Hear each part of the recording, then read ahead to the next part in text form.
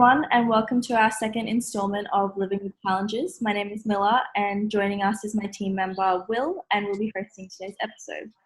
Firstly, I just want to acknowledge the traditional custodians of the land in which we work and live and recognise their continuing connection to the land, water, and community, and pay my respects to the elders past, present, and emerging. So Living with Challenges is a university-led project focused on highlighting those living with challenges in the entertainment industry, and today we'll be focusing on the challenges for the festival sector in entertainment. We have some amazing guests here today, so let me introduce them to you all. First up, we have Zach Alcott, who along with his brother Dylan and father Martin have a vision to impact generational social change and create Get Skilled Access, which provides disability consulting services and training for organisations and governments globally. Alongside his colleagues, Zach has directed multiple programs for Get Skilled Access, including campaigns for leading national organisations like ANZ, state governments, Google, federal governments, the MCG, Coles, Life Nation, and Ticketmaster. He also sits on the board for the Dylan Alcott Foundation, a charitable organisation with the core purpose of helping young Australians with disabilities gain confidence, fulfil their potential, and achieve their dreams. And since 2018, he has managed Australia's first inclusive music festival, Ability Fest, which aims to use music as an inclusive platform to normalise disability. Next up, we have Stephen Harrington, who has been studying the intersection of politics and entertainment for 15 years. Additionally, he was the interim head of Entertainment Industries Discipline at QUT and co-editor of the Entertainment Industries book series for a major international publisher and edited a book on the political, cultural and social value of entertainment. Next up, we have Paula Badalina, TAFE Queensland specialist and lecturer in event management, who believes the challenges that we can see are easier to manage than the ones that we can't. She believes that this is compounded by human nature's way of wanting to hide what it doesn't understand, and that mental health challenges are a particular passion of hers. Unseen and often judged unfairly, the mental health for our guests need to be a high priority in the events, and risk assessments too often focus on the physical, and Paula would like to see them more work aligned with non-visible challenges. We also have Elliot, who created Jungle Love Festival from a house party in Highgate Hill in 2013 to a summer weekend camping festival in 2014. With fresh creek swimming, cozy fires, music, and games, this festival is one to look out for. Elliot ensures that Jungle Love brings together a community of like-minded, kind, and loving people to connect with each other and champion incredible, undiscovered music, all while having a legendary party. And last but not least, we have Hermione Downs, who is a Brisbane-based arts producer. Hermione has spent many years developing her craft as a practicing artist, from teaching ceramics for ensembles to playing in bands, and she has also worked in arts, administrated various events, organisations, and has recently directed large-scale complex festivals and events. So guys, welcome and thank you for joining us today. Thanks for having me. So firstly, we'll just start off with a quick story, which you guys can respond to, about a situation that happened. So in 2019, Disability Horizons published a story about Emma Muldoon, who has muscular dystrophy. Dystrophy? I said that right? Dystrophy. and her experience attending Fusion Festival. So from the start, it was clear something was wrong with the way the organisers were handling the events, as when Emma reached out to confirm she would have access to the viewing platform, she was left without a reply for weeks, and finally, less than 2 weeks before the event, she was told to contact another agency about her queries. Upon arriving at the event, the parking and overall facilities were incredibly poor, with most parking attendants not being knowledgeable about where disability parking was located, and finding a suitable park was difficult. Once Emma and her partner were ready to enter the festival, they discovered that the only entrance was on the other side of the venue. When Emma and her husband finally got into the festival, they were told that the viewing platform was on the other side of the venue from the entrance and that they would need to fight the crowds to get there. This was no easy task, and when they finally arrived, they discovered that the platform was not raised, full of drunk, able-bodied people, and the stewards were not bothered or concerned. So I guess if you guys have anything to say about that, or a question is, how often do you consider the experience of people living with disabilities who may attend an event? Yeah, for sure. I'm happy to kick it off. So we, work with a lot of organisations in the event and live music space, as well as hospitality, and as well as customer service. And geez, if I'm being frank, it's not, these type of problems aren't all that uncommon. And I think considerations that aren't there are quite common. They're changing. I think the landscape around disability and accessibility and those type of considerations are getting better, whether that be from leadership acknowledging that it's important to kind of create dignified, equitable access for people with disability or accessibility needs, but also, sometimes bad press actually causes great results. And especially in the event space, I think one of the most common complaints that has happened is accessibility, dignified access, and it's quite a constant complaint that's getting fed back to both, I think, large scale and small scale event organisers. So they are starting to wake up and realise that there are a lot of problems, but also there's a huge potential to create a more inclusive show, event, festival, and in turn, it actually creates a great business case as well. If they can start creating more inclusive spaces, they're actually going to make more money because it's a great business decision. So that story itself, although it sucks and it's awful, it doesn't surprise me. When you started talking about it, I'm like, I know where this is going. So it's not all uncommon, but as I said, it's not all doom and gloom. It's definitely changing in the space around live music and events, which is positive. Great response. I come from it from a different angle. So I work for an arts organisation called Arts Access Australia, and we recently ran a campaign called Real Money, Real Jobs. And the issue with events and access is that there's not enough representation of people with disability, and the events aren't disability led. So at the moment, the pay gap for artists with disability is 42%. That is a huge disparity. So when that was in 2014-15. And so because of that pay gap, it means that artists with disability or people with disability aren't getting paid the same. They're not being represented. They're not included in simple things like steering committees. A lot of events don't have a disability in action inclusion officer. 40% of organisations don't even have a disability action plan. So add to that, 60% of organisations don't even know if they employ a person with disability. So there's a lot of invisibility because of that lack of representation. And so there are few and far events that are truly accessible because they're not disability led. And I think that if we can see more people with disability in these leadership roles, things will change quite rapidly.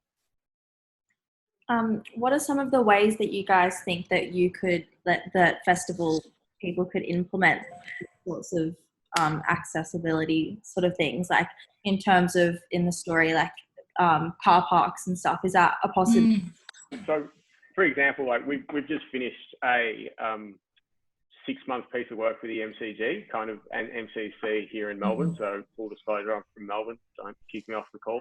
But it was to actually understand all the kind of pain points for the customer journey or the fan in journey. And, parking came up and quite a lot. And there was a lot of discussion around the physical, like parking, how it was hard. But a lot of it as well was around information. And you used that exact example around there was people at the car park to help, but they just didn't have the right information.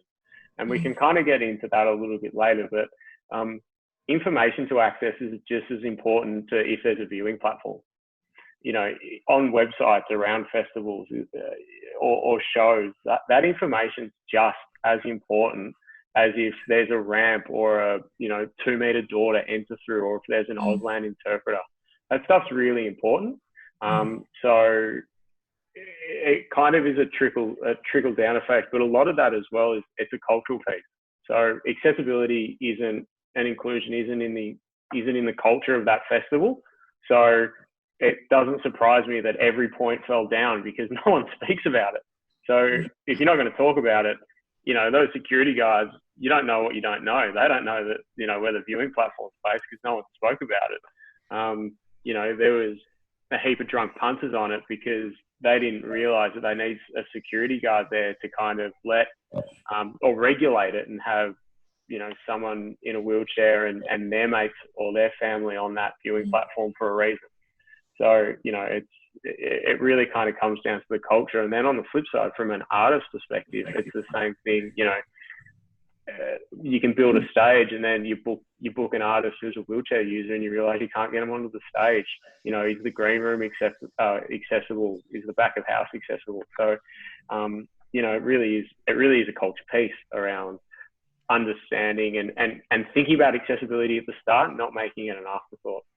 From the start, question, I come also, well, you guys know I come from a complete different event management scene, which is contemporary music festival camping, and the disability risk management and operation management is never, when it comes to like thinking about disability, it's always too late in a way, it makes sense. So Hermione was saying that the lack of awareness, and Jack also mentioned it, it's just a lot of organisers don't even take these, like they just focus about the whole regulation and risk and everything. But when I was speaking to Clover Moore in Sydney a couple of years ago, we mentioned about how vital it is to think about this process earlier, because a lot of these festivals can get a lot of opportunity to gain a lot of sponsorship or grant or support from the Camping Music Festival. And for parking perspective, it's a really complex one because we're dealing with camping and parking always a nightmare. It's really fun, but and you're dealing with things like the weather, right? You know, like it could be pour rain, and then suddenly there's a foot deep of mud between the campsites and the stages themselves. You know, I experienced this in a very large music festival in Canada last year. They had fantastic facilities at every stage for people in wheelchairs and so on. You know, and they were being used, but once. Yeah, and we also had the same problem with Earth Frequency last year when we had the preparation day was going fine, and then I got the phone call, can you come and help us out? I'm like, yeah, sure.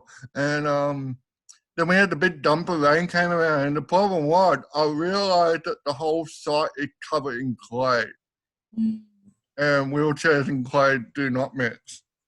And they even can communicate on this part, but I think the biggest issue is with a lot of these festivals, even front of house and back of house. We also mentioned it in the last panel, which is security guard, is communication and training got to be more enforced or more implemented for these management perspective, like security to operation to communication channel. The list goes on. Well, just like if I could just kind of add something there, like I agree. I can't remember who said it before. You know, so much of this is about culture building. You know, that does take time, obviously. But I think, look, my sense is that this is a virtuous circle in so many ways. That by providing a space and visibility for people with disabilities, that other members of the audience, you know, will actually see that. And I think for a lot of people, that's actually really like encouraging and it creates a sense of kind of welcomeness and openness to everyone, which hopefully then helps to build that culture again, you know, that once those kind of early steps are made, hopefully that does improve, although others may have different experiences. Just the physical, quickly on that one, with the physical universal design, I mean, you can, a couple of events that I've worked on, which has been really fantastic, is to get access consultants and walk through that space, walk, ride, roll, and then do a comparative checklist and give that to the event manager or the organisation or wherever that event is held, for people who, you know, have sensory, physical, are deaf, a range of disabilities, and then you can mark off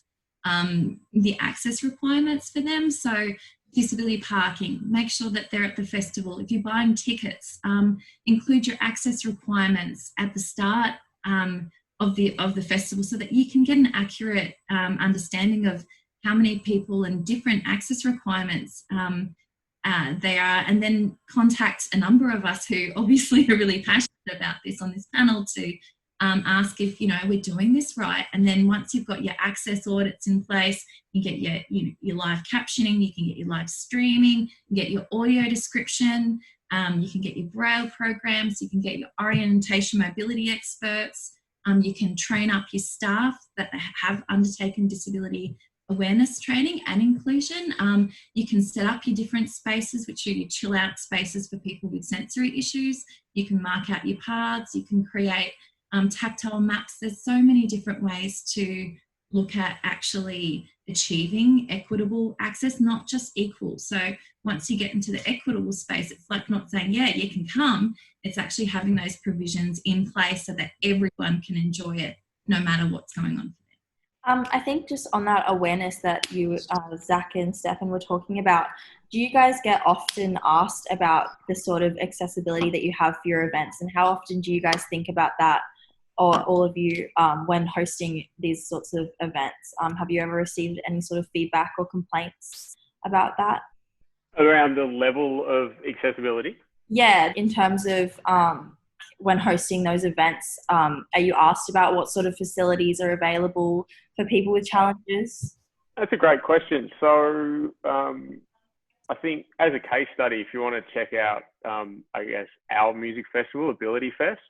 So yeah, a real quick plug for it, even though it got cancelled this year. So we need everyone to come next year to make money for the foundation. But yeah, Ability Fest is a fully inclusive music festival that we've been running, which would have been our third year this year, where we have all of those accessibility features before that were listed by Hermione, plus a few more.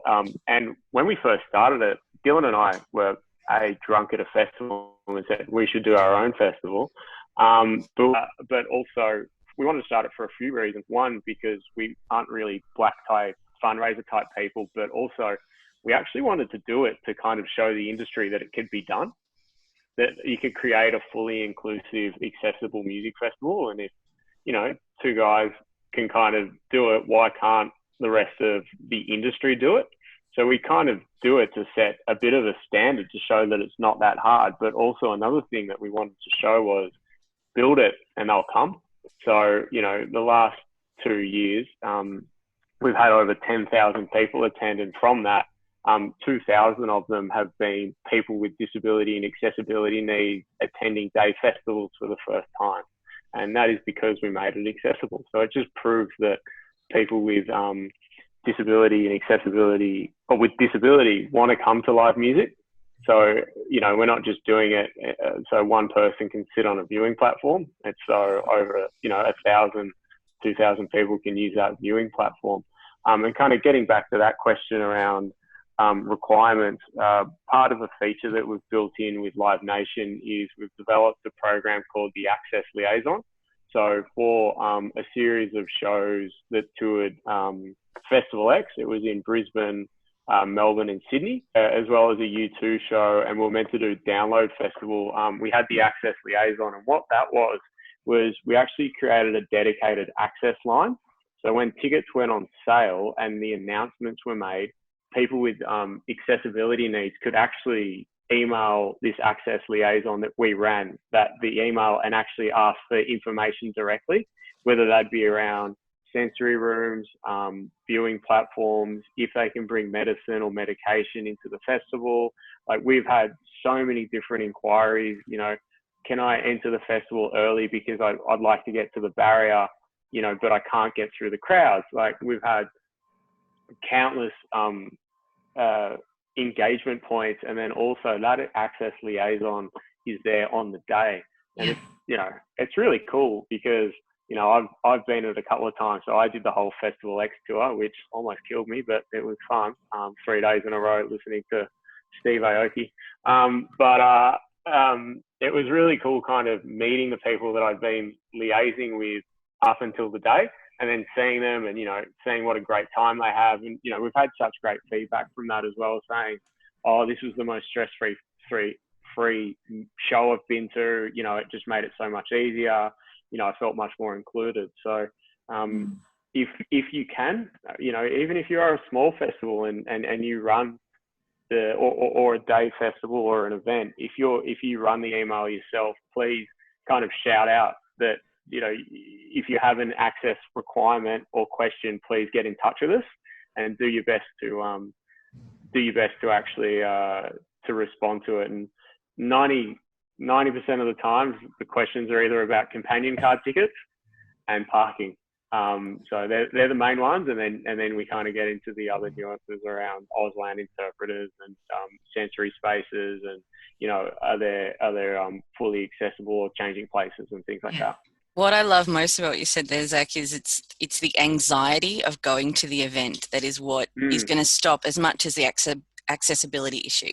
Like it's enough if they can get in and there's access and wheelchairs, but it's the anxiety about going and attending and what it's going to be like and what the experience is going to be that stops a lot of people from going, even with those other elements that we put in, the physical aspects.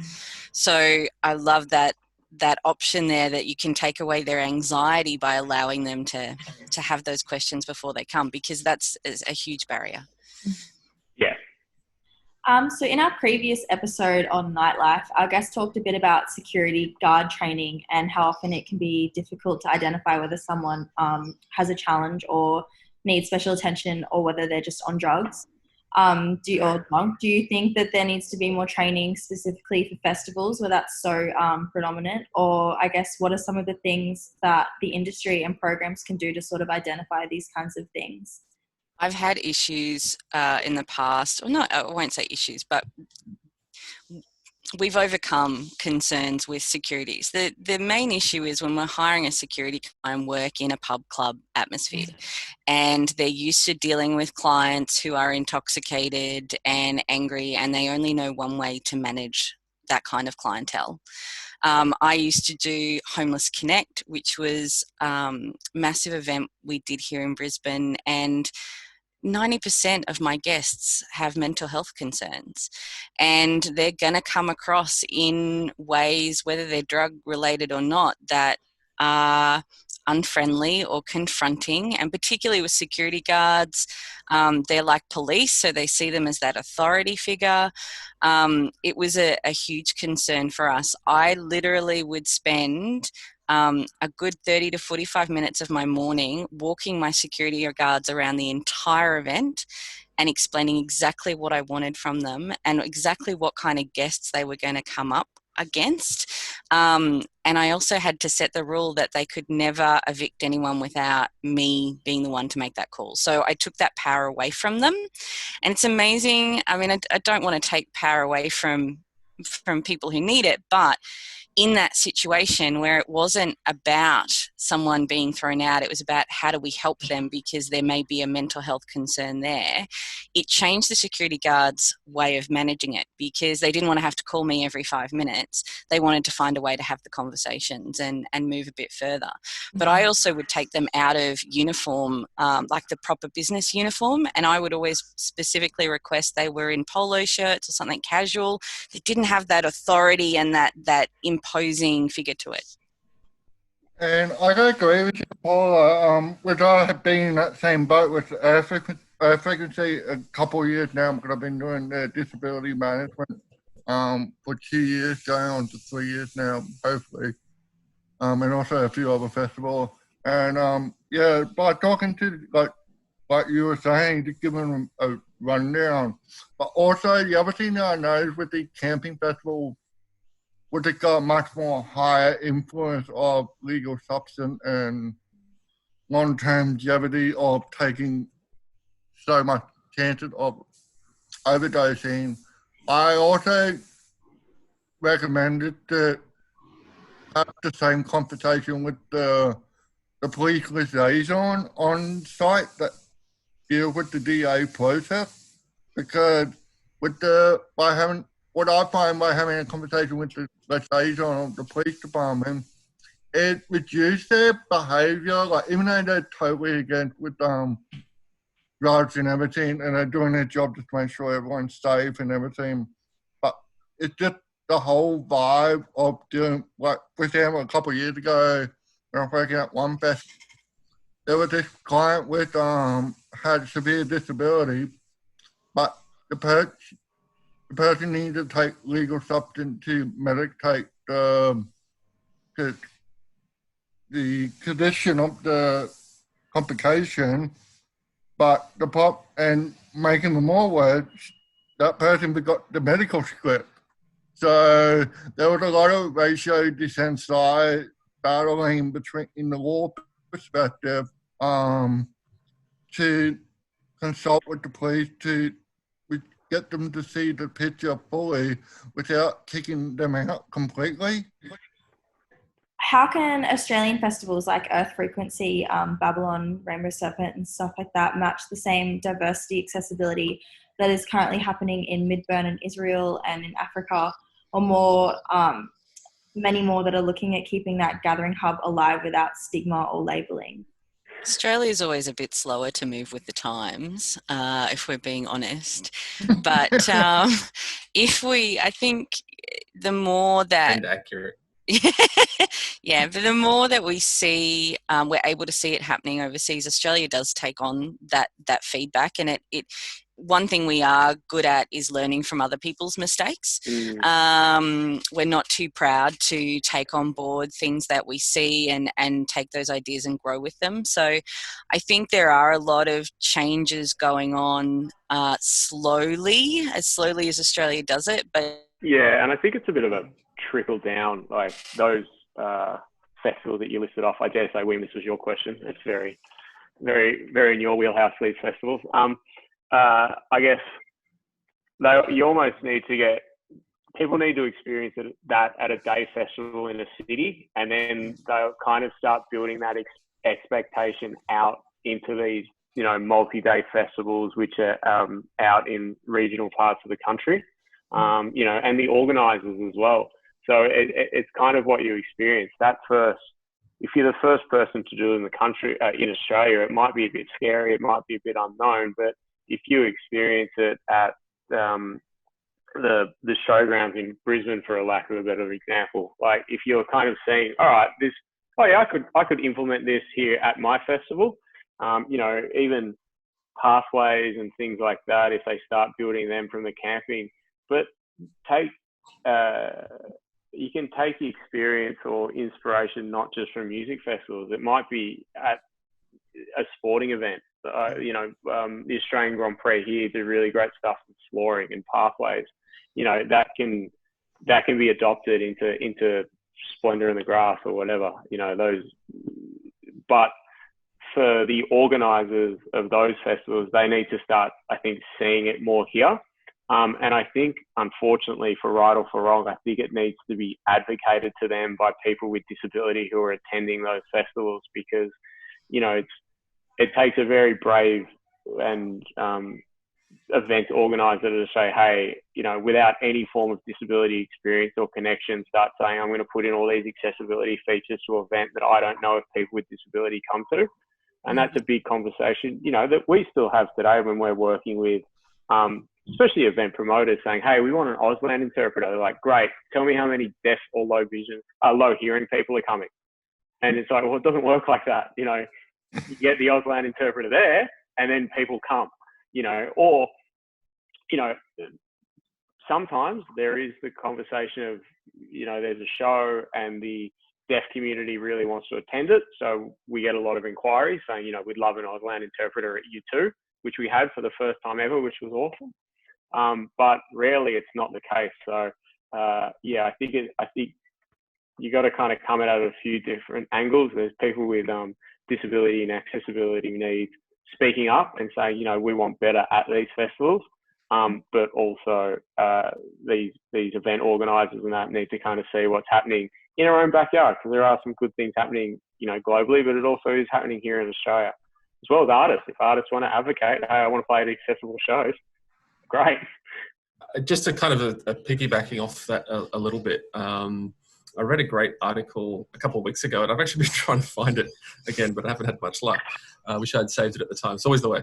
It was an article, I think it's somewhere in the New York Times or something like that was talking about how exciting the last few months have been for people with disabilities to see, like recordings of concerts and things like that normally never appear online. Suddenly a whole bunch of people say, this is great. Finally, I get sort of some, experience it, where they've tended to avoid events and things like that. This is, like just been this great opportunity that it's almost been a bit of a leveling of the playing field. And I hope, it seems a long way away, but, when the time comes that we can hold festivals again, that some of that momentum might actually be kept up, in a way that people's horizons might have been kind of pushed back that little bit more and saying, actually, well, maybe there could be a place for me at some of these things, and as you say, then that hopefully sparks a conversation, which then leads to, just more and more of that culture building. Yeah, so I guess that sort of leads into what my next question was, which is what sort of contributions or content opportunities would you like to see from people with disabilities or disability advocates? Like, are there things that as professionals you believe that people living with challenges can do to get a foot in the door to work in the industry and festivals? What those sorts of things look like? I don't think it should be a question. I think whoever you are, if you want to work in any industry, then go and knock on the door. I know personally, I'm not going to judge someone on disability. I mean, but I can't offer you something if you don't come and knock in the first place. I think it's instilling, what we probably need to be doing is instilling the confidence in people that it's okay to come and ask and try, and there's no reason that you can't. I think I come at that question slightly differently because of the systemic work that Arts Access Australia does.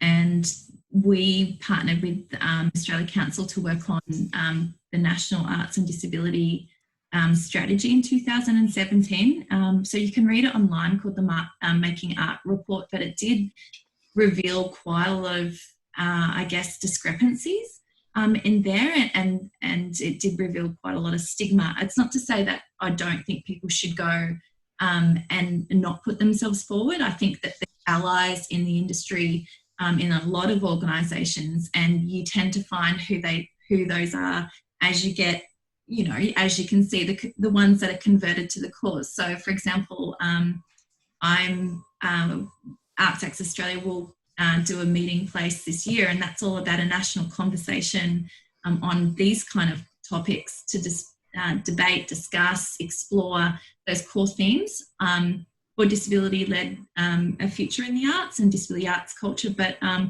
don't know if anyone's followed this, but Australia Council, with their 4-year funding, really took a big hit to disability arts culture in Australia. So when we do all this work for this sector, and then our funders and our policymakers decide to not listen and don't value us, then we have to knock on those doors harder. So we have to come together and do more of these sessions and to get, the message out that, artists with disability art, people create amazing artists. It's stuff that people want to see, people want to hear, people want to experience, and people want to be engaged on all levels of that process, whether that's part of the creating or just being an audience member. So if I was going to give an artist with disability or a producer or what would be your 5? What would be something that could help you get there? Sign up to those organisations, do some volunteer work, go and apply, tick that disability box, talk to other people in similar positions. Like, don't be afraid to go out there and make yourself known. 2 questions for you all. One in regard to the one before. How we've all been focusing on the event organisers. Do you guys think that the owners of the land that these events host at, for example, Ivory Rock, that allows the hosting of Earth Frequency, should they be more responsible on their geography of the land in regard to disability accessibility, to ease the pressure of the event organizer to think about disability accessibility in general? It's a tough question, mate, because Mother Nature's a pretty poor town planner. So, you know, they have that land. Unfortunately, there's no building code on hills and land and things like that. So if they're looking to, I guess, put funds into the land itself, you know, how long are they going to have the festival for? You know, there's a lot of questions that need to be answered there on, you know, before they start really putting in some serious costs. We work with Parks Victoria and we talk about the accessibility of it. And I think they're in a similar, you know, position where they want to create the most inclusive, they want to make their parks as inclusive as possible, but there's just some stuff that, you know, they come up against, like cliff faces and sand and things like that. So, for example, so we do Ability Fest at a semi-dilapidated velodrome. So, and we picked that on purpose because we wanted to show that we made something very not accessible on face value accessible. And the owners of the velodrome events, you know, have actually started both putting money into that themselves around some infrastructure stuff, but they're also lobbying to the council saying like, hey, this is, you know, some land that needs some additional work. So, you know, that's coming into the third year and they've really realized the benefit of accessibility and what some of their faults are. But yeah, it's a big thing to ask the owners of the land to kind of start investing in this for a 3-day festival, you know, and I think the starting point's probably more so around whoever's responsibility it is, whether it be the promoter, etc., around the accessibility side of things, around what temporary things that you could put down which enhances the event and then, or the festival, and then like looking forward, if there is a permanent thing that puts in, that's a real cherry on top. It all comes down to money as well, which we have to be realistic about. And you know, it's the beast that makes the wheel turn. So it can't be something that, and particularly when you're talking about that kind of infrastructure, to do everything at once is so expensive. I think wherever we see little bits happening at a time, even if it's the footpath is extended another 100 meters before every festival, you know, it's baby steps, but it's showing that as the money comes in, they're willing to put some of that money back out, but it's got to be a two-way street. Yeah. 1 viewing platform to 2 viewing platforms. The other question is, what I want to ask is, we all know that the disability population is growing.